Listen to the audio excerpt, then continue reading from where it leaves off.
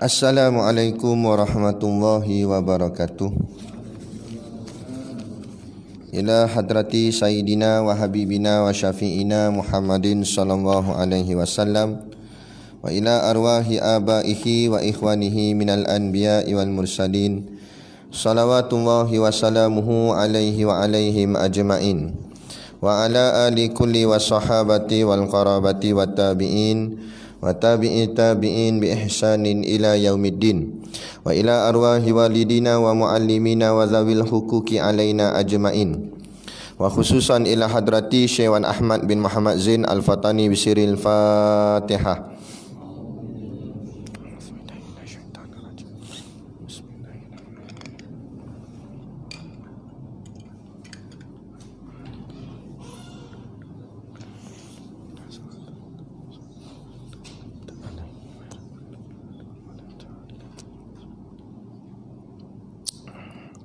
Bismillahirrahmanirrahim.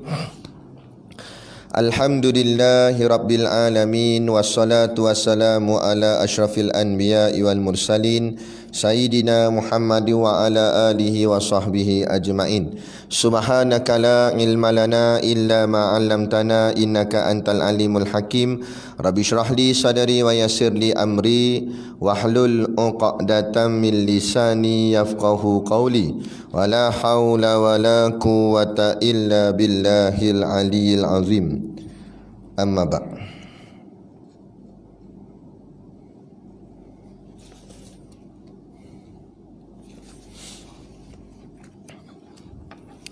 Alhamdulillah, kita sama-sama panjatkan syukur kehadраtillah Subhanahu wa taala yang dengan limpah dan kurnianya diizin oleh Allah Subhanahu wa taala kepada kita pada malam ini untuk kita sambung lagi pengajian kitab kita, iaitu kitab Faridatul Faraid. Moga-moga dengan pengajian ini bertambahlah keyakinan dan keimanan kita kepada Allah SWT.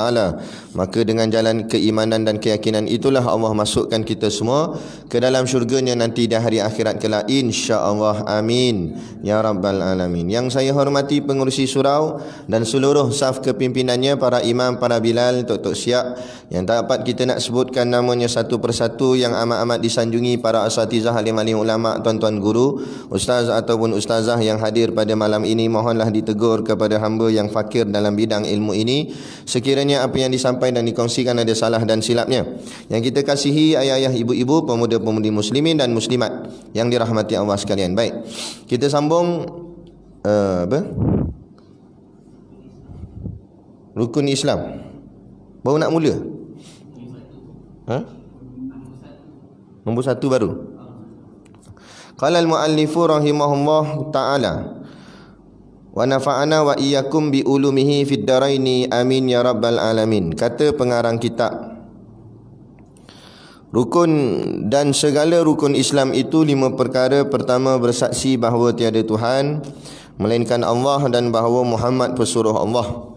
Dan ini rukun tertentu dengan orang kafir yang menghendaki masuk agama Islam. Kedua, mendirikan sembahyang yang 5. Ketiga, memberikan zakat. Keempat, puasa bulan Ramadan. Kelima, haji akan Baitullah bagi mereka yang kuasa kepadanya akan jalan. Bermula iman itu. Baik. Jadi yang pertama dah lah, sekarang yang kedua. Baik. Jadi rukun Islam 5 perkara. Tadilah yang kita baca tadi. Yang pertama kita dah selesai, iaitulah mengucap 2 kalimah syahadah. Tapi bukan hanya dengan mengucap, malah dengan tasdik fi qalbi, yakni membenarkan di hati. Adapun rukun ini kata Syekh tertentu kepada orang kafir yang hendak masuk agama Islam. Maknanya wajib, kalau orang tu dia nak masuk Islam, wajib atas dia kena mengucap 2 kalimah syahadah. Adapun kita ni lahir Islam dah. Jadi syahadah tu dipanggil tajdid ataupun mengulang, ataupun maknanya memperbaharui syahadah. Nak memperbaharui syahadah. Syahadah tu ada dah kat diri kita, cuma kita baca sekali lagi ke sebagainya atas jalan memperbaharui ataupun mengemaskan, mantapkan lagi. Yang keduanya daripada rukun Islam itu mendirikan sembahyang yang 5. Jadi rukun Islam ni, rukun-rukun ni ar-rukun bermakna imat. Makna rukun tu maknanya imat. Imat tu maknanya tiang. Jadi maknanya Islam ni ibarat sebuah bangunan. Kalau tiangnya tak ada, maka bangunan tu tak boleh berdiri, runtuhlah. Jadi maknanya salah satu daripada tiang dia iaitu semayang 5 waktu. Jadi kalau tak semayang, runtuhlah Islam ni. Cuma di sini kalau ikut mazhab kita Imam Syafi'i, dia perhalusi lagi lah. Mazhab kita Imam Syafi'i kata orang yang tak solat tapi tidak menafikan kewajipan solat, maka tak kufur akidah dia. Dia cuma masuk dalam kategori fasik. Fasik ni maknanya orang yang berdosa besar. Orang yang derhaka kepada Allah. Jangan kata nasib baik fasik je, dia kata. Fasik pun jahat teruk dah, dibakar dalam api neraka. Cuma beza dia dengan kafir, beza dia akhriju minan nar. Dia last sekali bila habis dah kena bakar dah, dosa-dosa dia semua tanggal dah kat badan dia tu, maka dia akan dikeluarkan daripada api neraka dan masuk ke dalam syurga. Tu pendapat daripada mazhab kita Imam Syafi'i. Adapun dalam pandangan guru dia, guru kepada Imam Syafi'i, Imam Malik, pandangan Imam Malik kata kalau meninggalkan solat fardu sekali sahaja dengan sengaja, jatuh kafir akan ia. Mana kafir terus. Ni pandangan Imam Malik keras sikit. Tinggal semayang 5 waktu sekali je dengan sengaja. Tak sengaja lain, lambat bangun subuh tu tak jadi kafir. Jangan lambat lah. Oh lah, lambat bangun subuh kena semayang kuil lah, dia kata.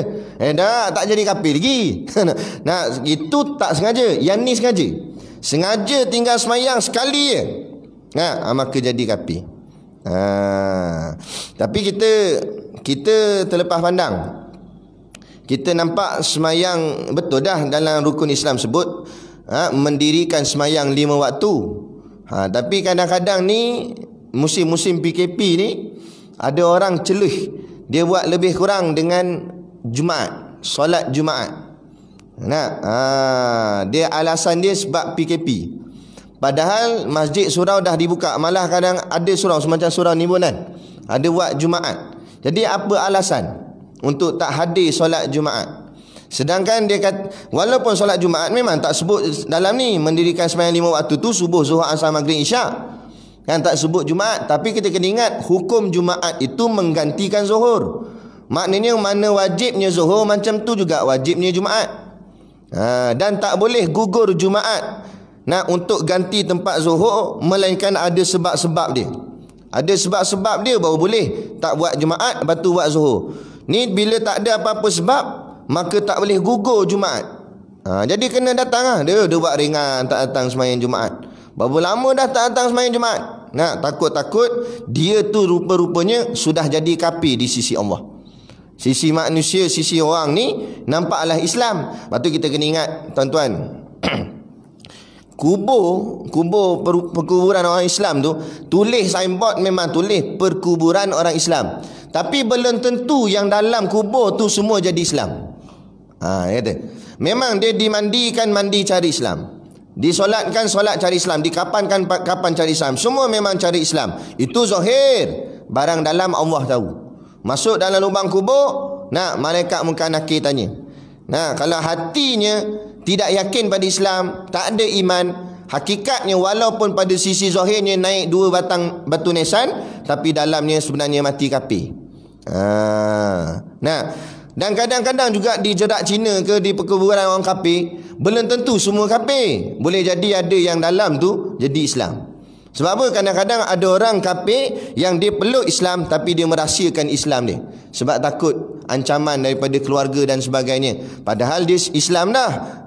Ataupun dia Islam tapi dia rahsiakan, tiba-tiba mati aksiden, waris keluarga kata tak, dia mati ni lagi, dia Buddha sebenarnya. Padahal rupa-rupanya dia dah pergi masjid dah sebelum tu, tapi dia rahsiakan. Walaupun dia diurus mayatnya secara orang kafir, tapi hakikat dalam dia orang beriman, orang Islam.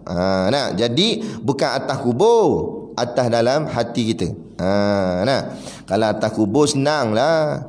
Kan? Buat jahat, tikam nombor ekor lah apa semua, lepas tu tanam lah batu nisan. Tanam kubur orang Islam jadi Islam, belum tentu. Kan?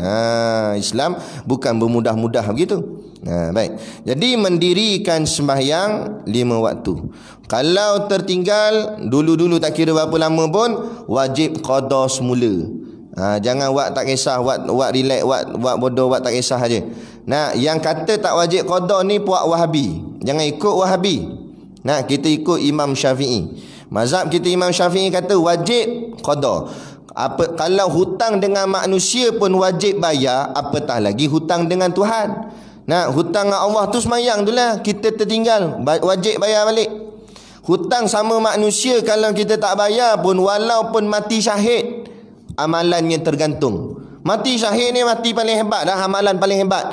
Tapi sebab ada hutang dengan kawan-kawan ke hutang dengan manusia, maka tergantung amalan. Dan kalau hutang dengan manusia pun boleh tergantung amalan, apatah lagi hutang dengan Allah. Kan?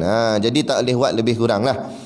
Ganti balik semayang yang dulu-dulu mana tak semayang ke, tak ingatlah ustaz, anggarkan kata ulama'.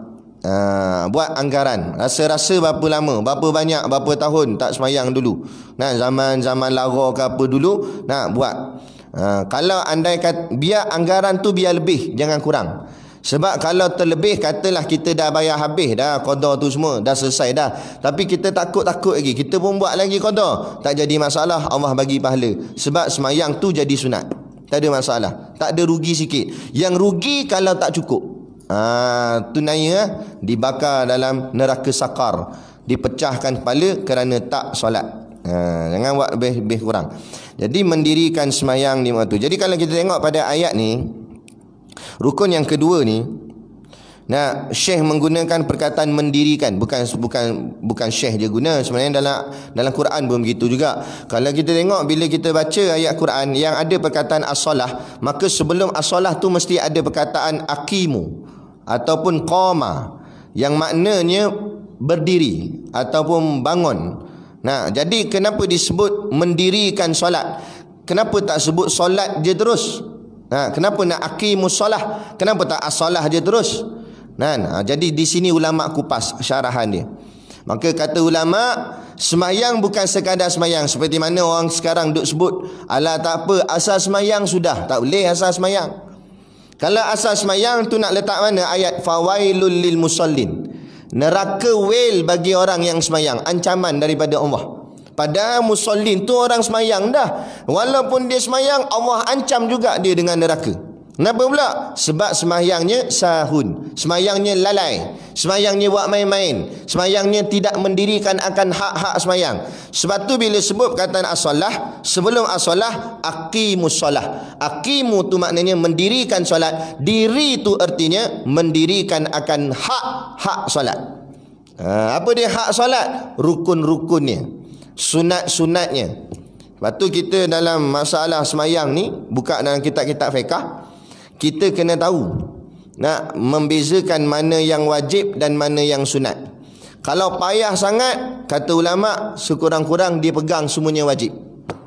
Tapi sebaiknya dia boleh beza mana wajib, mana sunat, supaya dia tahu mana yang penting, mana yang kurang sikit daripada penting, supaya dia reti semayang dia, supaya dia keluar daripada golongan taklid dalam ibadat, daripada ikut-ikut orang. Mayang ikut-ikut orang. Kita semayang biar dengan kefahaman kita sendiri.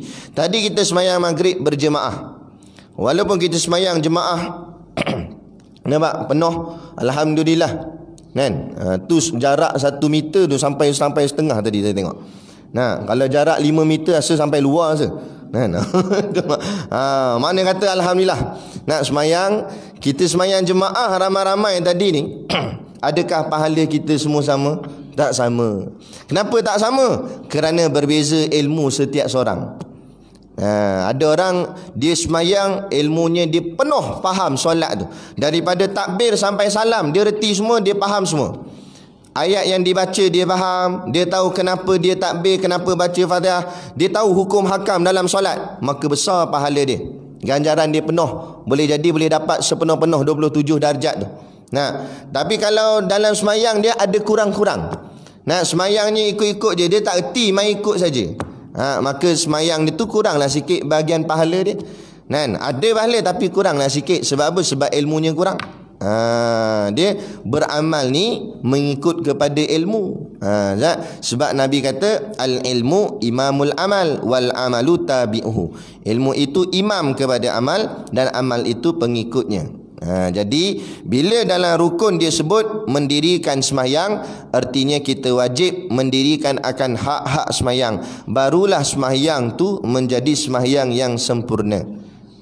Kena tahu syarat sah dia, syarat wajib dia, rukun-rukun semayang. Kadang-kadang tanya rukun semayang tak erti dah. Kita tanya berapa rukun semayang, tak boleh nak jawab dah. Kan? Dia jawab keluhuran perlembagaan. Hei, tu rukun negara. Tak tahu nak. Rukun semayang 13. Tapi jangan cepat melatah. Kalau mana-mana ada ustaz mengajar 18, ada ustaz mengajar 21. Sebab memang ada setengah kitab lebih daripada 13. Kerana sebenarnya tak ada beza pun. Sebab kadang-kadang tu ada setengah ulama' dia memecahkan tomak ninah tu satu rukun. Jadi sebab itulah rukun tu jadi panjang, jadi banyak sampai 21. Tapi yang masyhur kebanyakan ulama' 13. Dalam kitab-kitab fiqh yang biasa selalunya disebut 13 rukun semayang. Jadi 13 tu kena tahu. Dan apa pentingnya kita tahu mana wajib mana sunat dalam semayang ni? Supaya kita reti keadaan waktu ketika mana. Contoh waktu aman macam ni kita buat sempurnalah semua sekali wajib dan sunat. Tapi kalau waktu keadaan genting ataupun waktu terdesak, waktu nak kena cepat, waktu nak perlu disegerakan solat tu, maka waktu tu kita hanya menyempurnakan yang wajib dan boleh meninggalkan yang sunat. Sebab apa? Sebab keadaan waktu tu terdesak, perlu kepada keadaan segera. Sebab tu kita kena tahu mana wajib mana sunat, supaya kita reti apa yang boleh tinggal, apa tak boleh tinggal. Dan kita reti juga kalau tertinggal barang sunat tak perlu patah balik. Tapi kalau tertinggal barang wajib, wajib patah balik sebab tak sah semayang. Contoh dia baca dalam Fatihah. Fatihah ni rukun qauli. Wajib kena jelas bacaannya, setiap huruf mesti dengar di telinga sendiri. Dalam mazhab kita Imam Syafi'i. Tiba-tiba dia baca, tak kiralah sama ada imam ataupun makmum, dalam bacaan tu terganggu bacaannya kerana dia batuk ataupun bersin. Contohlah Maliki Yaumiddin. Dia buat terus gitu. Dia tak ulang balik ayat tu. Sampai ke waladdallin apa semua, baca surah siap, dia rukuk. Maka ulama jawab bila dia rukuk saja batal solat dia. Sebab apa batal? Sebab Fatihah dia tadi tak sah. Fatihah dia tadi ayatnya tak sempurna sebab bacaan ayat terganggu dengan batuk ke dan sebagainya. Jadi kalau batuk tu dalam pertengahan ayat, masa kita tengah baca ayat, kita wajib ulang balik ayat tu. Bukan wajib daripada bismillah balik, ayat tu saja. Macam tadilah Maliki Yaumiddin, ulang balik Maliki Yaumiddin. Lepas tu ada, masa saya mengajar di pondok, ada pelajar pondok tanya, kalau ulang batuk lagi macam mana Ustaz? Jenuh. Saya kata ulanglah lagi. Tak, 15 kali ulang. Teruk sangat. Takkan jadi macam tu. Ambil lah step dulu, batuk puas-puas dulu, baru baca ayat tu. Tapi kalau batuk tu tak ganggu ayat, tak ada masalah. Contoh Maliki Yaumiddin. Iyyaka na'budu, tu tak ada masalah. Sebab dia tak merosakkan ayat. Sebab batuk dia tu tengah-tengah, tak ganggu ayat. Tu tak apa. Pernah terjadi solat Jumaat, imam bacaan dia terganggu dengan bersin, tapi dia tak ulang ayat, dia teruskan semayang. Allah, siapa nak tanggung belakang-belakang tu semua jemaah? Berapa ramai? Sebab tu perlu kepada ilmu. Jangan berebut nak jadi imam sebab dapat allowance. Nampak? Tapi ilmu tak ada. Last kali kenapa nak tanggung belakang? Jangan buat main. Hari ni orang berebut nak jadi imam ni. Bukan imam masjid, imam negara. Nampak? Berebut nak jadi Perdana Menteri setiap seorang. Dia tak tahu hukum makam, nak kena tanya nanti satu-satu. Baik. Tu. Jadi semayang 5 waktu kena bagi betul sempurna. Adapun kalau barang sunat tertinggal, tak wajib batal balik. Contoh tertinggal tahiyat awal semayang asar. kan. Dah elang lambat masuk, lupalah kan. Tu imam naik terus Allahu akbar, lupa tahiyat awal. Jadi makmum jangan buat pandai. Subhanallah. Tak payah subhanallah kalau macam tu. Ikut je, imam bangun kita pun bangun, walaupun tadi tak tahiyat awal. Sebab apa? Sebab tahiyat awal bukan wajib. Tahiyat awal barang sunat. Meninggal barang sunat tak merosakkan solat. Yang nak kena tegur imam subhanallah ni kalau imam meninggalkan barang yang wajib, atau imam sudah buat satu perbuatan yang salah daripada semayang tu. Bolehlah. Nak meninggalkan barang sunat tak, tinggal kunut sunat kan. Tu imam tu imam tak datang, sakit perut, makan kenduri banyak sangat.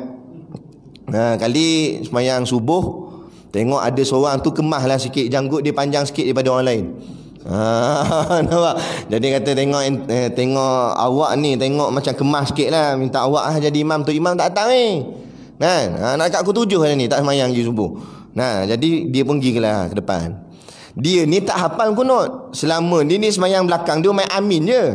Nampak? Jadi dia kena jadi imam. Sudah, macam mana nak buat? Dia pun skip kunut, tak ada masalah, sah semayang subuh. Tak payah gaduh. Nampak? Jadi bertekak kat keluar pula, asal tak baca kunut, tak payah. Sah semayang, cuma luput fadilat, kurang pahala. Jadi kalau nak ganti balik boleh, nak dapat pahala, sujud sahwi. Dan kena ingat juga, sujud sahwi pun bukan wajib, sunat sahaja. Jadi kena clear betul-betul lah mana barang wajib, mana barang sunat. Tapi ulama Imam Nawawi jawab, kalau imam itu melakukan barang sunat yang penting, yakni sunat abad, maka wajib atas makmum kena ikut. Contoh, imam baca kunut, makmum tak nak baca kunut, makmum sujud dulu, tak boleh. Nampak? Tak sah semayang. Ataupun tadilah imam sujud sahwi, makmum pergi bagi salam, tak ikut sujud sahwi, batal semayang makmum. Walaupun asal tadi sebut barang tu barang sunat, tapi bila barang tu imam buat barang sunat abad itu, maka wajib atas makmum kena ikut imam. Dia begitu. Dia sebenarnya tuan-tuan, sembahyang ni apa faedah ataupun hikmah daripada solat? Solat ni hikmahnya, dia adalah soal kehidupan kita. Lebih-lebih lagi dalam masalah politik lah sebenarnya. Semayang ni politik. Sebab tu semayang ni ada pemimpin, ada rakyat dia. Pemimpin, rakyat dia makmum belakang. Timbalan dia Bilal. Sebab tu kalau imam tu batal, timbalan naik. Dan kalau imam letak jawatan, naik timbalan. Nampak? Jadi bukan pintu belakang. Sebab dia di imam batal, makmum naik lah kan. Dia gitu. Lepas tu kena faham. Jadi sebenarnya semayang ni, Allah ajar dalam semayang ni sistem politik dah.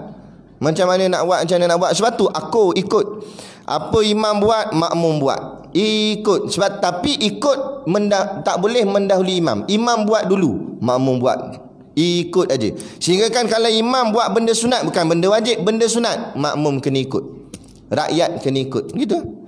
Bukan barang wajib, tapi pemimpin suruh buat satu benda yang baik, walaupun tak dikatakan wajib dalam agama, hanya sunat saja, sebagai rakyat wajib kena taat. Sebab gitulah yang diajar di dalam solat. Sebab tu berkaitan dia begitu banyak, hikmah dia begitu banyak. Tapi ukuran sama saja. Imam pun sujud kat lantai, makmum pun sujud kat lantai. Maksud apa? Pemimpin pun di hadapan Allah sama, rakyat di hadapan Allah pun tetap sama. Tak ada imam sujud dekat tiang, makmum sujud lantai. Ada, sama je tu imam. Tonggeng juga punggung naik ke atas. Maknanya gitu. Cuma lebih ni duduk berdepan sekali. Tu saja. Baik. Dan semayang ni juga dia adalah cerminan hidup. Semayang ni adalah cerminan hidup. Cerminan hidup. Semayang ni adalah hidup seseorang tu. Kalaulah semayang seseorang tu tergopoh gapah, kelam kelibut, maka automatik yakin dan percayalah hidup orang tu mesti tergopoh gapah, mesti kelam kelibut. Jadi kunci dia senang aja. Nak betulkan hidup, betulkan solat. Tak payah pergi ke motivasi ke apa, tak payah buat habis duit je. Balik kepada agama je. Nak betulkan hidup, betulkan solat. Kalau hidup kita rasa kelang kabut je, asyik menggelabah je, sebab semayang kita pun menggelabah, cuba buat semayang tu tenang-tenang, tamak nina, buat pelan-pelan, buat baca slow-slow satu-satu. InsyaAllah kalau kita amal 40 hari, kita akan nampak perubahan dah dalam hidup kita. Hidup kita akan jadi tenang, relax. Itu. Dia gitu je. Keberkatan hidup ni bergantung kepada keberkatan solat. Sebab itulah kalau kita tengok orang yang semayangnya main-main, hidupnya pun jadilah macam main-main juga. Hidupnya pun berlebih kurang sebab solatnya pun lebih berkurang. Itu mujur juga solat. Ada orang tak solat terus, maka hidup dia tu macam tak ada cahaya terus. Hidup dia tu runsing. Tengok hidup orang kafir, tak pening aja, serabut aja, dengan hutang lah apalah, tak ada ketenangan jiwa. Tapi orang Islam walaupun miskin, bukan kaya, miskin, naik basikal je, sekarang 4 kali kayuh rantai cabut, tapi tenang hidup. Relax aja, relax. Saya ada jumpa satu orang pakcik. Dia bukan ustaz, bukan ulama, tapi dia istiqamah lah, datang masjid semayang. Satu hari rumah dia ni kena pecah masuk, perompak masuk lah. Tapi masa tu dia tak ada kat rumah, dia keluar kat mana dah, pergi rumah anak ke apa. Balik-balik cek-cek, kerugian yang dia kena tanggung, yang hilang tu dalam RM15,000. Duit hilang, perompak curi dalam rumah dia RM15,000. Bila orang tanya, dia jawab macam mana? RM15,000 je, dia kata. Apalah, dapat kat dia, rezeki dia. Rezeki dia. Nampak, RM15,000, kita RM15 hilang, ngamuk dah. Dia RM15,000 hati tenang. Sebab apa? Sebab tu solat dia penuh ketenangan. Dia jaga semayang dia. Maka dunia ni lebih kurang gitu je. Kita dalam semayang ingat dunia, kunci motor tak mana. Dia kelang kabut, masuk-masuk tu dah terlambat. Tengok-tengok tu imam dah start dah baca Fatihah. Lepas masuk-masuk, parking pun tak entah betul entah parking, lompat tu naik atas. Allahu Akbar. Bila ban je syaitan cocok. Kunci motor hang tak mana? Syaitan tanya. Ada dia tu. Ada gelak tu, ada tu. Syaitan luak tanya, kita pun jawab pula syaitan tu. You tak you tan mana pergi ni kunci? Syaitan kata, aku rasa mau letak kat motor tadi ni sebab mu kelang kabut tadi. Tak apalah, tapi takkan nak raba. Nampak sangat dah pula. Tunggu mana? Rukuk. Jadi bila rukuk, tangan tu dekat dengan poket, kan? Jadi Allah, dia pun seluk poket sambil jalan tangan tu. Seluk kosong. Sudah betul lah, tak ada. Syaitan kata, aku kata dah kan ada kat motor. Jadi semayang tu ingat motor ke ingat Allah? Ingat motor. Tak apa lagi. Lepas tu tengah-tengah dia semayang, tengah-tengah sujud tu tiba-tiba bunyi motor kat luar. Bunyi pula sebiji macam motor dia. Tang tang tang tang tang. Sudah dalam sujud tu sudah setan duk cocok lah. Biar motor awak ambil awak balik mampulah. Motor baru beli. Nampak hutang tak habis bayar lagi. Dah pening kepala dah semayang tu duk jeling-jeling gini. Nampak tak habis dah, khusyuk tu tak ada dah. Nak lari keluar teruk pula sangat dia kata. Tapi hati tu dah habis dah. Sebab itulah Nabi ajar kita bila nak pergi semayang jangan tergopoh gapah. Bila kita semayang tergopoh gapah, pemikiran kita akan terganggu dalam semayang. Tenang-tenanglah masuk pelan-pelan. Tak apa terlambat nak buat sana, dah terlambat. Siapa suruh datang lambat? Tapi dah mungkin kita ada hal nak terlambat. Tak apa, tenang-tenang je masuk. Tulis nama dulu, scan dulu. Relax-relax sudah, jangan kalut-kalut. Pelan-pelan masuk. InsyaAllah ada dapat jemaah, dapat. Kan? Nak buat macam mana? Kalau tak nak terlambat, datanglah awal lain kali. Tapi sebab mungkin hari tu ada hal, nak buat macam mana? Tapi jangan tergopoh gapah. Sebab walhasilnya semayang tu sendiri akan rosak, akan terganggu, kan? Jadi kita buat elok-elok. Daripada kelang kabut memang dapat jemaah tapi semayang rosak apa-apa. Walau tak dapat jemaah tapi semayang tu elok, kualiti, kan? Yang tu yang kita nak bawa kepada Allah. Baik, selesai bahagian rukun kedua. Rukun ketiga, memberi zakat. Apa yang saya nak huraikan dekat yang ketiga ni, iaitu kita nak mentionkan perkataan memberi tu. Kalau buka kitab lama, kebanyakannya semua tulis memberi zakat. Saya tengok, saya rujuk banyak dah. Kitab Fadidatul Faraid tulis memberi zakat. Kitab Idatul Sibyan pun tulis memberi zakat. Apa yang Ustaz nak masukkan? Tapi kalau kita buka kitab-kitab moden yang terkini, kebanyakan dia tulis membayar zakat. Di situ dua perkataan yang berbeza ulama guna. Kalau ulama zaman dulu-dulu banyak guna perkataan memberi zakat. Kalau ulama sekarang ni banyak guna perkataan membayar zakat. Di situ pun ulama hurai. Pada soal perkataan je, tapi ulama hurai kenapa dulu guna perkataan memberi, sekarang guna perkataan membayar. Kerana memberi ni, maksud memberi ni kita bagi tu dengan ikhlas, bukan dengan terpaksa. Bagi, nak bagi, beri. Kenapa bagi kat dia? Saja aku nak bagi kat dia, beri, nak beri kat dia. Nah, itu mana memberi. Tapi kalau membayar, itu terpaksa. Nah, kita pergi masuk kedai, kita kena bayar. Kenapa kena bayar? Sebab kalau tak bayar, tak boleh keluar. Kita walaupun kita tak setuju dengan harga dia, mahalnya, mahal-mahal pun kena bayar. Tak boleh tak bayar, maknanya terpaksa bayar. Lain lah kata token kedai, tak apa, tak nak bayar pun tak apa, memang pakat tak bayar lah. Tapi ini kena bayar. Kena bayar tu jadi terpaksa. Kenapa ulama sekarang guna perkataan membayar? Sebab hari ni punya umat jadi terpaksa nak bagi zakat tu. Tak ikhlas hatinya. Ini jadi rosak. Sampai ada yang kata, dia kata dengan kawan dia kafir, ampau untunglah orang kafir tak kena zakat, kami orang Islam kena zakat. Cukai lagi. Nak cakap apa gitu?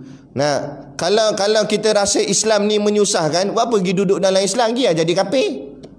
Kalau nampak kafir tu lebih menyenangkan, Kristian tu menyenangkan, pergi jadi Kristian. Nak sangat jadi Kristian, dibakar dalam api neraka. Kita ni biar hidup dunia ni susah, akhirat tu biar senang. Biarlah macam mana pun Islam ni, nak kita ikut saja, terima saja. Ni petikai. Sebab tu ulama zaman dulu guna perkataan memberi, kerana bagi gitu je. Sampai kan tahap didikan ulama zaman dulu pada masyarakat dulu, tak payah kata yang Islam, yang kafir pun nak bayar zakat tak? Tok guru saya cerita di pondok dia di Tanjung Bedil lalu start Kedah. Tok guru Haji Hitam. Pada waktu-waktu cuti tu tok guru duduk-duduk sajalah depan rumah, kat tangga rumah. Tiba-tiba datang apek Cina, bawa basikal, buh berah belakang. Tok guru duduk kat pondok dia, nampak apek tu lalu. Pek, gimana pek? Apek tu jawab, nak pergi bayar zakat, dia kata. Dia kata bayar zakat. Dia bagi bayar zakat. Bayar kat siapa tanya? Bayar kat Tok Gulu lah. Dia kata Tok Gulu. Nampak? Sampai rumah, Tok Gulu ni berah nak bayar zakat, dia kata. Zakat padi. Tok Guru kata tak apalah, hang pun nak bayar zakat juga, ambuh lah bawah tu. Padahal kalau ikut tak kena ke dia pun. Tapi dah jadi orang cakap apa? Environment, persekitaran tu, bila persekitaran tu coraknya Islam, sampai kafir terikut Islam. Ini kita nak. Tapi bila persekitaran tu yang menguasainya orang kafir, akhirnya Islam ikut kafir. Kita pergi belah Kelantan, tutup mata. Kita dengar dia cakap kecek Kelantan, kemah kecek Kelantan. Kita bila buka tu tengok, lah rupanya apek cakap. Apek cakap Kelantan, sebiji bunyi Kelantan, macam Melayu Kelantan cakap. India pun sama juga begitu. Maknanya sebab apa? Sebab dia terikut dengan environment sekeliling. Tapi kita sini, kita masuk kedai hardware macam mana cakap? Apek apek tu pun dah bunyi dah. Apek nampak? Itu pahit batang ada. Pahit cakap pun terbalik. Orang batang pahit, dia pahit batang. Nampak? Padahal yang cakap tu Melayu, kopi atas kepala. Padahal kalau kita cakap straight Melayu, dia faham tak? Faham juga. Kenapa kita ikut cakap dia? Dia tak apa dah, memang dia. Kita ikut cakap dia. Sebab apa? Sebab itu menunjukkan depa kuasai kita tanpa kita sedar. Di Pulau Pangku, saya ada kuliah kat Pulau Pangku. Depa orang sana cerita, ustaz, saya tanya di pulau ni ada berapa buah sekolah? Dia kata semua sekali ada 5. Sebab Pulau Bangku kecil je, bukan besar mana pun. Ada 5 buah sekolah. Nah, 2 daripada 5 tu sekolah kebangsaan. Sekolah rendah 1, sekolah menengah 1. Tapi 3 lagi tu sekolah Cina. Sekolah Cina 3, sekolah kebangsaan 2. Sekolah kebangsaan bukan sekolah Melayu, sekolah kebangsaan ni campur. Nah, tapi sekolah Cina sahaja 3. Saya tanya, awak banyak sangat sekolah Cina, sini ramai sangat Cina? Tak juga, tak ramai mana pun orang Cina. Ramai gak orang Melayu. Aduh, kenapa sampai 3? Nah, anak Melayu pun hantar sekolah Cina? Nah, alasan apa saya tanya dia anak Melayu hantar sekolah Cina? Dia kata mudah dapat kerja. Mudah dapat kerja. Tapi betul, saya dulu sebelum masuk pondok, masa lepas habis belajar kolej dulu, kita nak pergi cari kerja, kita tengok dalam kriteria ataupun permintaan yang dia nak, ada bahagian bawah sekali dia diutamakan orang yang mahir dalam bahasa Mandarin. Maknanya kalau mahir bahasa Cina, diutamakan dalam interview tu, dia mudah dapat kerja. Nah, jadi depa kata ni belajar sekolah Cina, nanti pandai cakap Cina, senang nak dapat kerja. Satu sudut pandangan kita nampak macam betul. Nah, satu sudut. Oh, betul juga nanti boleh senang dapat kerja. Itu satu sudut. Kalau kita pandang satu lagi sudut, ini akan melingkupkan bangsa kita. Sebab apa pula? Kalau semua duk nampak kalau nak boleh kerja dengan bahasa Cina, dah bahasa Melayu gimana? Silat-silat hari bulan bahasa Cina jadi bahasa kebangsaan dalam negara. Bahasa utama pula lah. Bahasa yang paling dipanggil lingua franca. Maknanya bahasa perbualan yang paling nombor 1. Nah, sebab nak diutamakan bahasa Cina, patutnya biarlah tak pilah dia kata begitu, kita letakkan bahasa Melayu jadi ketamaan. Nak patutnya depa lah orang Cina yang nak cari duit dekat sini kena ikut bahasa kita. Nak kerja kena ikut bahasa kita. Dah kita pula kena ikut bahasa dia. Apa jadi begitu? Ni yang jadi masalah. Sebab itulah bila pergolakan politik yang berlaku mutakhir ni, cerita tentang darurat tak darurat, tapi dengan kata Agong dah umum lah, tak perlu untuk darurat. Tapi andai katalah, kata guru kami, kalau berlaku darurat, kadang-kadang ada baiknya. Ada baiknya. Sebab apa kita kata ada baiknya? Maka tampuk pemerintahan, kuasanya akan duduk pada sultan, pada agung. Maka maksudnya itulah sistem kesultanan Melayu dahulu. Betul tak? Raja yang berkuasa. Dulu mereka duk kata sultan ni makan gaji je, buat apa? Ni sultan nak bekerja, hangpa tak bagi pula. Sultan dah jadi ketua, dah Perdana Menteri waktu tu sebagai apa? Bendahara. Penasihat sultan. Inilah kesultanan tanah Melayu dahulu. Inilah dia kuasa raja-raja. Barulah mereka tak boleh nak cakap apa. Ini jadi sombong, jadi bongkak. Ni kita ni. Bukanlah kita resis, bukan kita perkauman, tapi kalau orang memperendah-rendah, memperkecilkan bangsa kita, wajib kita pertahan. Kalau orang nak memperlekehkan bangsa kita, wajib kita pertahan. Tak boleh kita buat lebih kurang gitu. Tapi kadang-kadang bangsa kita ni nak pun kenalah orang cakap apa, ditarbiah. Kerana merasa selesa sangat dengan kehidupan yang ada pada hari ni. Senang, bermudah-mudah sampai buat tak peduli je. Hari ni sudah timbul satu golongan, di mana golongan yang dia kata meluat kepada politik. Sebab dia tengok perbalahan politik berebut kuasa ni, gaduh sana gaduh sini, parti sana parti sini. Sampai ada yang tubuh parti lah kali dia pun kena buat pula parti baru. Nak macam-macam hal lah, gaduh semua kan ni. Dia akhirnya sebab tu kita tengok orang kafir, dia tak bunyi pun, dia tak ulah pun benda ni. Dia senyap je. Dia tengok dari belakang makan popcorn, tengok wayang. Sebab apa? Sebab dia tengok sama-sama kita bergaduh.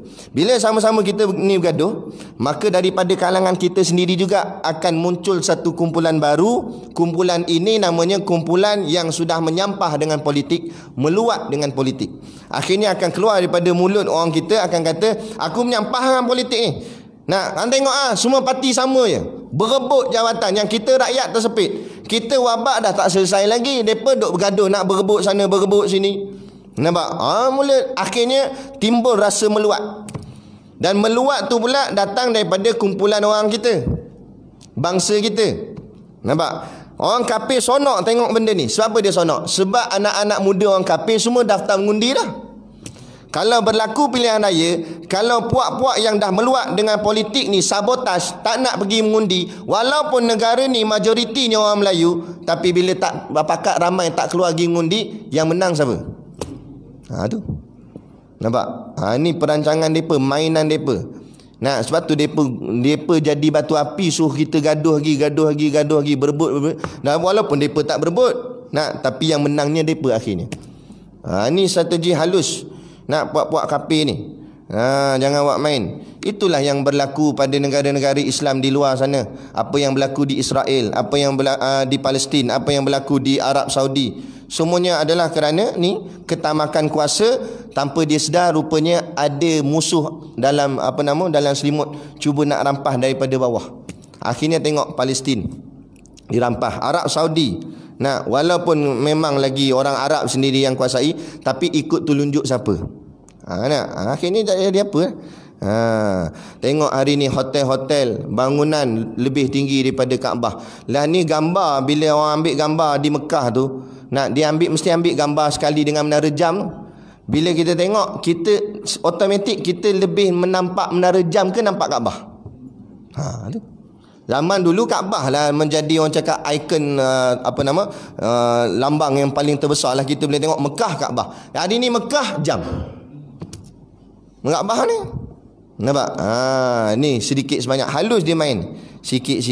Kita ini menunjukkan bahawa dunia sudah hampir sungguh-sungguh kepada akhirnya. Bersiap sedialah apa-apa yang akan berlaku. Kan? Memang gitu dah. Baik. Jadi memberi zakat. Cerita tadi memberi zakat jauh sampai ke Mekah begini. Zakat ni asal perkataan zakah. Bukan zakah tu lah. Zakah maknanya zai kaf ya tak ada titik. Ya tak ada titik tu ganti tempat alif sebenarnya. Zakat tu maknanya bersih, suci. Jadi zakat ni iaitu membersihkan. Itu kata Nabi, bersihkanlah hartamu amwalakum bizakah.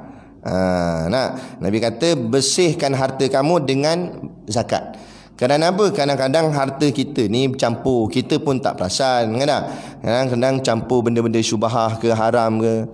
Macam ekonomi negara kita cukup lah. Dalam ekonomi negara kita ni masuk juga saham Genting Highland, masuk juga saham kilang arak, masuk habis semua tu. Jadi kita kerja kerajaan dapat gaji. Bukan nak kata haram, tapi takut-takut bercampur di dalamnya perkara-perkara yang meragukan. Jadi Islam ajar, Nabi ajar, bersihkan harta tu dengan bayar zakat. Maka insya-Allah yang kita keluarkan dari segi zakat tu, itulah yang maknanya yang diragukan tadi. Maknanya bila yang keluar dah ragu, yang tinggal tu yang bersih elok. Sebab tu orang yang bayar zakat nak ekonominya berkat. Walaupun gaji tak banyak mana, tapi cukup dalam kehidupan. Kita nak bukan kuantitinya banyak, tapi kita nak keberkatannya. Walaupun gaji kita tak sampai 4-5 angka, tapi cukup, kenyang menyandar makan, perut sampai naik buncit dah. Elok aje. Tak ada masalah. Ada orang gaji puluh-puluh ribu tapi tak berkat tak? Hidup jadi susah, melarat-larat. Kita ni hidup tak berapa kaya, tapi Allah bagikan rezeki. Jangan pandang rezeki tu duit ringgit je. Sehat ni rezeki. Kita rumah kecil, harta tak banyak, alhamdulillah sampai sekarang Allah izin datang surau masjid, boleh sembahyang jemaah. Ada orang datuk-datuk nak gaji besar-besar, tapi bila Allah sempitkan rezeki dia, duit banyak dalam bank saja banyak, tapi tak boleh tidur kat rumah, kena tidur di hospital. Katil kat rumah tu saja kat berapa ribu, 45,000. Tilam dia saja, Allah hebatnya tilam. Lah kali tidur tilam mana? Itulah tilam hospital. Kereta hebat Velfire. Nak sebut orang payah. Lah kali Datuk mana Datuk? Datuk tu katil fire atas hospital. Ward 5. Nampak? Dan siapa yang duduk dalam Velfire Datuk? Driver dia. Driver gaji 800 ya. Tapi driver menyandar dalam Velfire. Macam kereta dia rasa. Nampak? Ada. Walaupun kadang-kadang mungkin milik kita, tapi yang merasai orang lain. Aduh. Nikmat dia dirasai oleh orang lain. Walaupun nama kita, tapi belum tentu kita rasa. Rasa-rasa ni Allah yang kurnia. Allah nak bagi siapa-siapa, Allah boleh buat. Orang kaya makan itu tak boleh, ini tak boleh. Ini boleh, tak boleh. Doktor kata tak boleh. Ini nanti blockage. Jantung tersumbat nanti ni. Tak boleh. Nasi tak boleh, ayam tak boleh, ikan tak boleh. Habis tanya. Doktor semua kata no. Lah kali tanya, doktor habis nak makan apa ni? Doktor kata minum air. Nak ingatkan boleh minum air sirap ke Bandung ke? Tak boleh. Air kosong. Minum air kosong. Datuk minum air kosong. Datuk duit juta, air kosong je boleh minum. Straw nak buh kat cawan, nak bagi datuk minum, bau nak suap ke bibir straw tu. Datang doktor, no, tak boleh macam ni. Doktor pun ambil beg plastik ada air tu, disangkut atas macam ni, cocok masuk kot lengan. Minum air kot lengan datuk. Alah datuk. Dia kata dah kalau minum masuk kot lengan, rasa apa? Kita nikmat ni rasa kot lidah. Menyanda-nyanda minum. Tu kadang-kadang jangan pandang nikmat tu dari sudut kemewahan hidup. Belum tentu orang yang hidup mewah hatinya tenang bahagia. Jadi kenikmatan hidup ialah keberkatan daripada Allah. Taat perintah Allah, Allah yang turunkan sendiri ketenangan dalam hidup kita. Walaupun rumah kita tak besar mana, kenderaan kita tak sehebat mana, tapi hidup tu rasa tenang, relax aja. Sonok aja hidup dia. Dengan keluarga sonok kan. Dia gitu. Baik, yang keempat, puasa bulan Ramadan. Yang keempat, puasa bulan Ramadan. Puasa ni bukan bahasa Arab. Puasa ni bahasa Melayu kuno, bahasa Melayu zaman dulu-dulu. Sebab dalam Arab mana ada pa, bunyi puasa tu pa, kan? Jadi yang betul Arabnya saum. Jadi saum ni maknanya menahan. Menahan diri. Jadi yang wajibnya itu dalam bulan Ramadan lah. Jadi dalam masalah puasa ni pula, dia ada 3 peringkat makam. Ada 3 makam puasa. Makam yang pertama dipanggil puasa awam. Puasa awam ni dia lapar, dia tahan lapar, tahan dahaga. Tak makan, tak minum. Tu saja. Tapi ngumpat tak tahan. Nampak? Tengok amoy, tengok juga. Dia cuma tak makan, tak minum. Ada. Itu je. Lepas tu bini pesan kuih lain pergi bazar, bawa balik kuih lain. Sebab amoy, kuih amoy lalu.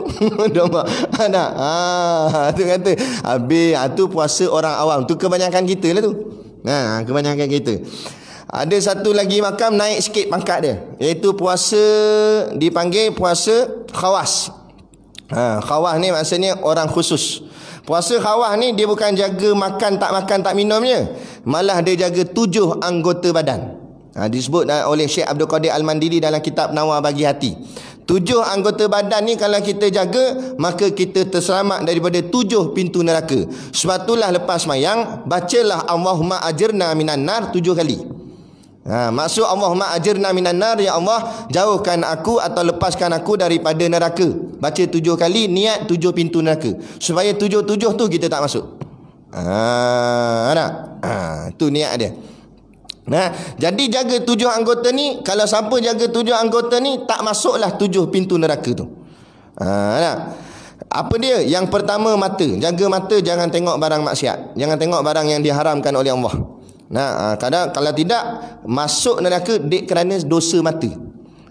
Jaga mata. Yang kedua, telinga. Jangan dengar benda yang bukan-bukan, benda yang jahat-jahat. Lagi-lagi zaman kita hari ni zaman fitnah. Kita tahu dah benda ni benda fitnah, tak payah pergi dengar. Buat rosak, buat dosa telinga je. Orang fitnah, ulama fitnah ni tak payah. Tahu dah benda ni fitnah, buang macam tu je. Dalam WhatsApp kadang-kadang banyak orang duk hantar. Tahu dah benda ni barang fitnah, tak payah layan, delete je terus. Kita tahu dah barang fitnah, tapi saja nak dengar, boleh dosa lah telinga kita. Sebab dengar barang dosa. Jadi tak payah layan, ngumpat-ngumpat apa semua. Batu yang ketiga, mulut. Jaga mulut kita, nak cakapnya. Dan batu nak jaga mulut, banyakkan zikir. Orang banyak zikir, maka mulutnya tidak akan banyak cakap benda yang bukan-bukan ataupun merepek. Kadang-kadang nak tahu, tengok orang ni jenis macam mana, time dia melatah. Nak orang cucuk pinggang dia, kalau dia melatah tu sebut nama Allah, ini dalam hati dia memang dia ni suka sebut nama Allah. Sebab melatah ni spontan. Dia Allah Allah Allah Allah. Ha, dia bagusnya dia, bagus. Nah, kalau ada apa tut. Kalau tu takut tu hati tu. Apa keluar perkataan-perkataan mencarut tu. Kan? Takut dalam hati tu dah jadi lazim. Dah jadi biasa suka sebut benda tu. Jadi bila spontan terkeluar perkataan tu. Jadi jangan biasakan diri. Rosak. Jadi tu mulut, jaga mulut. Jangan dengan sebab mulut kita jadi masuk neraka sebab mulut. Yang lagi tangan. Berapa dah? Mata, telinga, mulut. Yang keempat tangan. Jaga tangan, jangan pegang benda yang diharamkan, jangan capai benda yang diharamkan. Nak kita nampak ada duit orang jatuh, kita mungkin tak tahu siapa punya. Maka kata ulama, tengok niat hati dia. Kalau niat hati dia nak ambil sebab nak bagi kat pihak berkuasa ke atau siapa ahli jawatan kuasa ke, maka dia ambil tu boleh pahala. Dan dia bagi, bukan ambil masuk poket dia, bagi kat ni lah ahli jawatan kuasa, boleh pahala. Dia nampak duit tu jatuh, niat hati dia nak boleh buat makan. Dia kata, duit RM10 boleh beli telur masin ustaz, kata. Nampak telur masin aku pula tu dia beli. Nampak? Dia kata nak ambil duit tu, dia niat dah, tapi tak sentuh lagi, belum dosa kata ulama. Bila dia sentuh je duit tu, dosa dah. Walaupun dia belum guna, tapi sebab niat hati dia dah niat jahat dah, bila sentuh je jadi dosa. Tu jangan tangan kita, jangan ambil benda-benda yang diharamkan, perkara yang bukan hak kita dan sebagainya.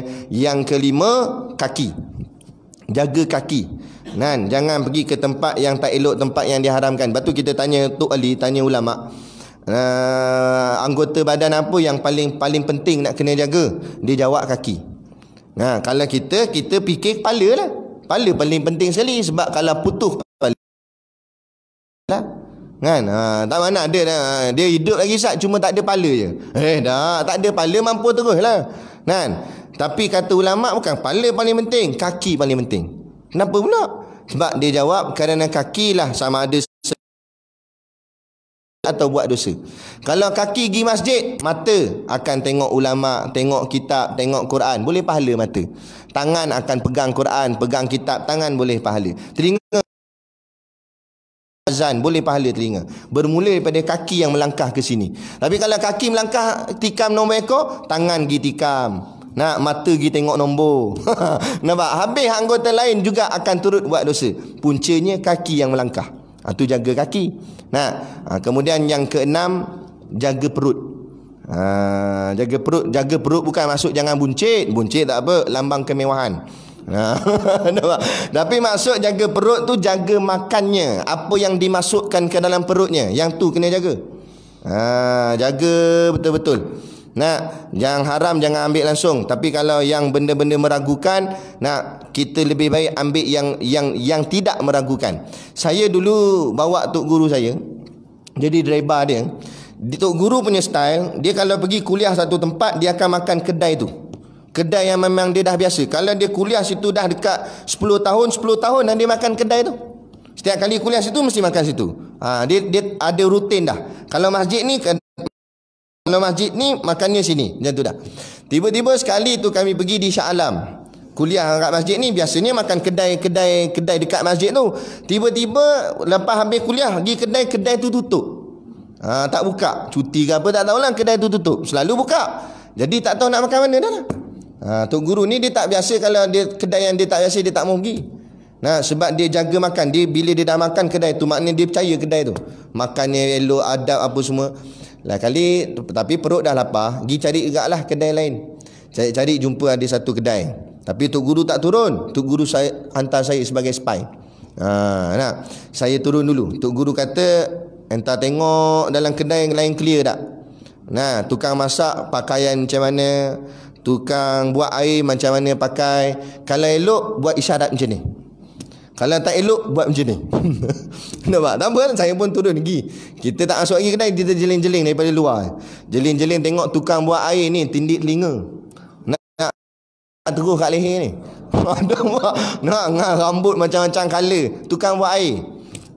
Pergi kat kereta buat isyarat. Tu kata dah naik. Pergi kedai lain. Nah, memanglah dia buat air dia bukan buat air kasbek, bukan buat air arak. Dia buat air halal. Tapi kita takut keberkatan tu kurang. Sebab apa? Tukang buatnya pun melanggar hukum Allah. Bukanlah jadi haram makanan dia masak. Tak, tapi keberkatan tu. Takut bila kita ambil makanan daripada orang yang dimurkai Allah, takut sedikit kemurkaan tu terpalit ke kita sikit. Takut terjebak ke kita. Macam kita lah, kalau orang tu kita dengar dia positif, walaupun tak confirm lagi corona apa, dengar positif je, jauh dah kita. Rupa-rupanya positif apa? Positif hamil. Takut dah dengar positif. Tu. Jadi maksud macam itulah, tengok payah pakai macam ni, takut-takut Allah marah kat dia, marah tu sekali kena dengan kita. Jadi kita berjaga-jaga begitu. Tapi kalau terdesak tak ada tempat lain dah, tak apalah, tak ada masalah. Tapi selagi boleh pilih, ambil yang paling terbaik, yang paling selamat. Itu kaedah dia.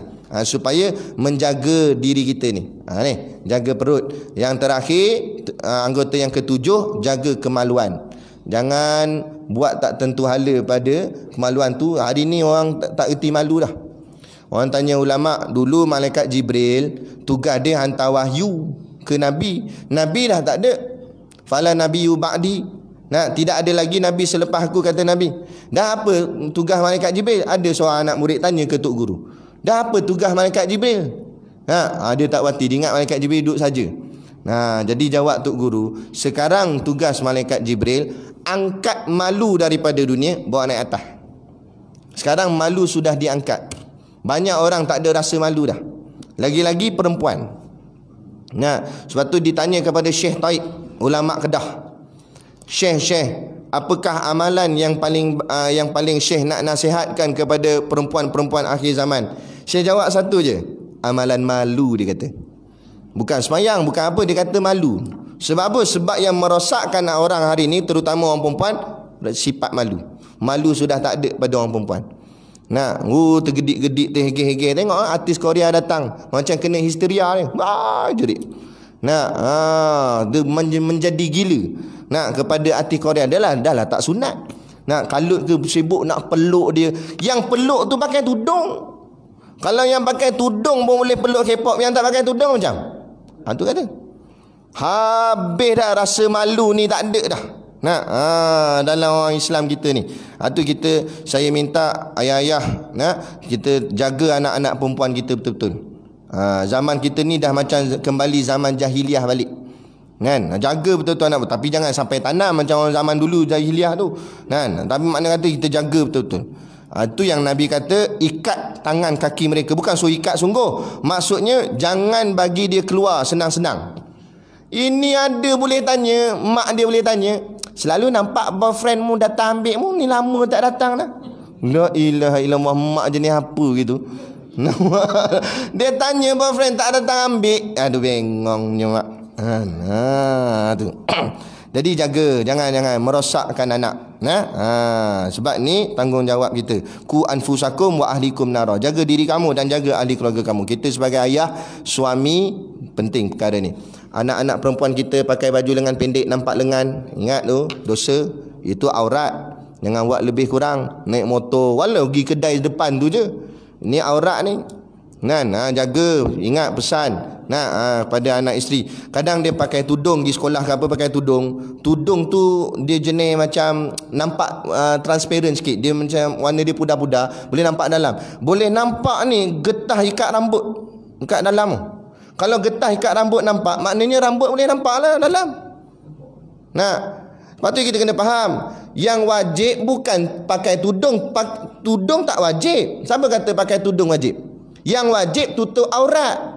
Cara nak tutup aurat salah satunya pakai tudung. Tapi kalau mu tak nak pakai tudung, tutup pakai kotak pun boleh. Nampak? Potong elok buat bentuk muka pakai kotak gitu. Nampak? Nampak? Pakai pergi sekolah. Tak ada masalah, asal tutup aurat. Daripada mu pakai tudung tapi boleh nampak rambut, tak sah tutup aurat gitu. Lepas tu kena faham betul-betul. Jadi benda ni nak kena jaga. Inilah dari sudut maknanya kemaluan dan sebagainya. Dan yang ketiga, puasa khawasul khawas, paling tinggi sekali lah. Orang khas paling tinggi sekali, khawasul khawas, iaitu mereka bukan setakat jaga lapar, jaga dahaga, jaga 7 anggota, mereka jaga hati. Hati jangan ingat langsung bahagian dunia. Ni golongan tok wali lah. Kita susah ni nak berangan boleh lah. Nah, depa ni hati tu jaga, ingat dunia pun tak. Kalau dia ingat dunia, batal puasa dia. Dia pegang macam tu. Dalam batal, kena ganti pula selama setahun. Sekali batal, gantinya setahun. Ada baca dalam kitab Qatrul Ghasyiyah, ada cerita tentang orang nama puasa khawasul khawas ni. Ada satu orang tu, syekh tu, wali ni, dia jalan-jalan nampak orang tengah bina rumah, tengah ikat bata. Dia pun pergi tegur. Tanya buat benda. Kawan tu kata buat rumah lah. Nah, lepas tu kawan tu tegur dia. Mungkin teguran daripada Allah. Kawan tu tanya, "Syekh, kenapa Syekh bicara tentang dunia?" Dia terdengar, Allah dia cakap hal dunia.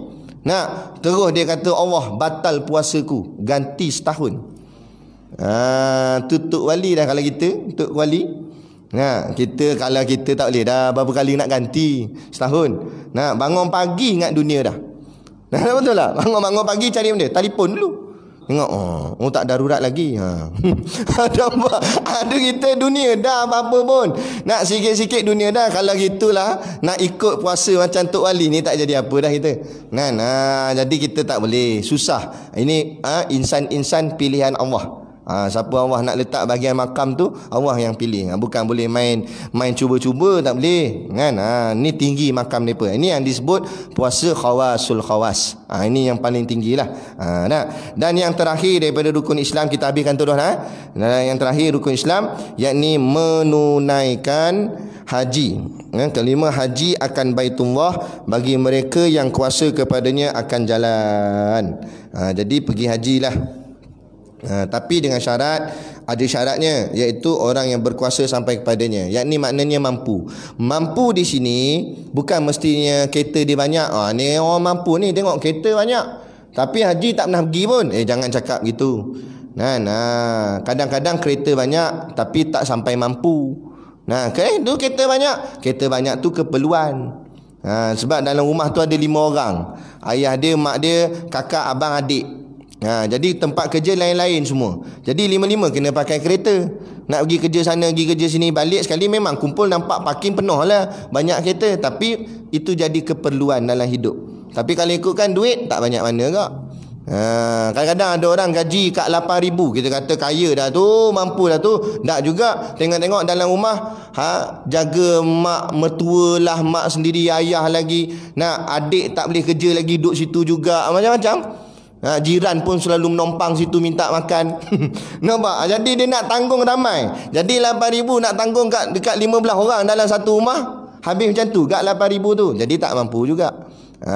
Jadi bukan duduk pada berapa angka. Dia punya kemampuan dia tu. Dia mampu tak mampu. Jadi mampu ni, kalau dia pergi belanja duit nak pergi ke haji tu, dia kena pastikan orang yang dia tinggal di Malaysia ni boleh hidup kalau dia tak ada. Maknanya ada bahagian untuk waris. Kalau dia pergi tu cukup-cukup pergi sana, bahagian waris kat Malaysia ni tak ada duit, tiba-tiba mati kat Mekah, yang ni kebuluran terus, yang tu tak dikira mampu. Tak boleh pergi lagi, tu belum mampu. Mampu ni dia pergi, ada bahagian yang ditinggalkan, dan orang yang ditinggalkan tu boleh terus hidup kalau dia tak ada. Baru namanya mampu. Lagi mampu kenderaannya, ada tak kapal terbangnya, kapal laut ke apa ke, tak kira lah. Jadi itu semua syarat-syarat, cukup syarat barulah dikategorikan mampu. Habis macam ni tak kena panggil dengan tabung haji lagi, kira tak mampu lah Ustaz ya. Tak juga. Tengok dulu, kalau duit kita lebih banyak, kita mampu buat jalan swasta, pergi buat jalan swasta. Jangan ringan-ringan, sebab haji ni wajib, haji ni rukun kan. Tapi kalau kita tak ada duit, swasta mahal kat 60,000 sekali seorang satu pergi kan. Jadi kita mana ada sampai 60,000. Kalau setakat 10,000, 20,000 boleh tahan lagi. 60 mana ada duit. Tak apalah, itu baru dikira tak mampu. Jadi tunggu je lah tabung haji panggil kan. Saya daftar itu, tabung haji kata ni dalam 180 umur ustaz boleh pergi. Nampak, merangkak daripada kubur lah. Nampak, 180 hidup lagi tahu-tahu. Nampak. Tapi dia kata Kata ulama kalau ada duit lebih sikit, walaupun tak dapat lagi pergi haji, pergi buat umrah dulu. Sekurang-kurang kaki ni pernah jejak sampai ke tanah haram. Jadi macam sekarang bila jadi PKP gini baru rasa nak menyesal. Oh silap aku, kalau tahu dulu lagi aku pergi dah. Sekarang tak lagi dah ni. Dengar kata pula lepas ni kalau Arab Saudi buka pun dia kena tambah duit sebab nak kena kuarantin. Sampai sana kuarantin dulu. 14 hari duduk kat hotel saja, duduk makan tidur. Lepas tu bila dah boleh keluar pula, umrah boleh buat sekali je. Saya dengar katalah, betul tak betul tak lagi dah. Umrah boleh buat sekali je. Lepas tu tak boleh dah. Lepas tu dah bila balik Malaysia kuarantin pula 14 hari lagi. Jadi makna kata Allah. Ni. Jadi kita minta kepada Allah angkat wabak ni sebab menjadikan kita semakin susah dalam melaksanakan ibadat-ibadat yang kita kasih ni. Terutama nak ziarah Madinah, tak tahu boleh ke tak. Nak ziarah Nabi tak dapat dah. Lepas tu ziarah tempat berziarah semua dah stop dah. Arab Saudi tak bagi sebab Covid ni pasal ni. Tak ada trip untuk pergi tengok Uhud ke apa ke, tak ada. Allah, sayangnya tak dapat tengok makam Sayyidina Hamzah macam mana berjuang di tanah Uhud nak mempertahankan Islam, sirah-sirah ni. Ni kita takut satu hari nanti anak cucu kita tak payah kata bahagian agama ni, makna kata sirah ni dia tak kenal dah. Sekarang ni sejarah Melayu pun anak Melayu tak tahu dah. Tanya para meswara ni, para apa? Para dia tak tahu, para meswara pun tak kenal. Tanya tarikh kemerdekaan tak tahu. Tanya Tok Janggut siapa tak, imam saya Janggut ada. Kata Tok Janggut tak kenal, Haji Abdul Rahman Limbung tak kenal. Sejarah tokoh-tokoh ulama yang mempertahankan. Kalau sejarah Melayu hilang dah. Esok lusa tak payah kata sejarah Melayu, sejarah Islam dia sendiri pun dia tak ingat.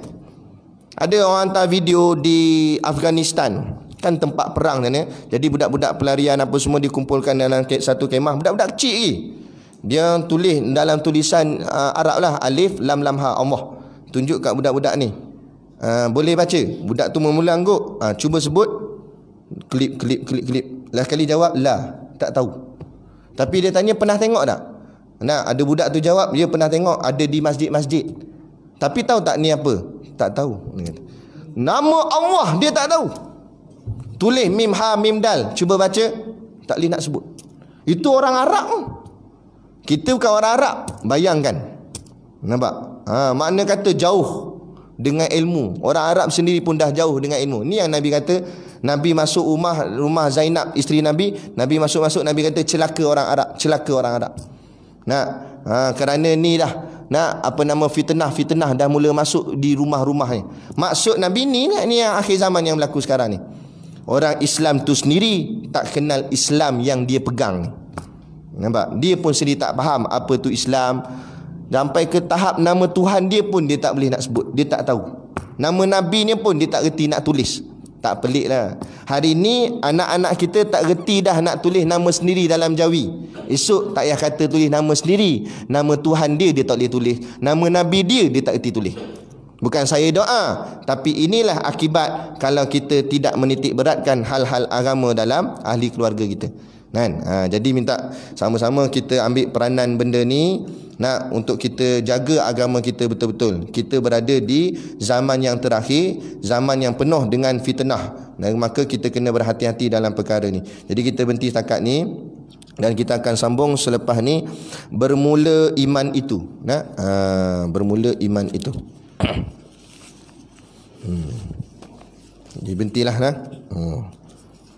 8.45 lah.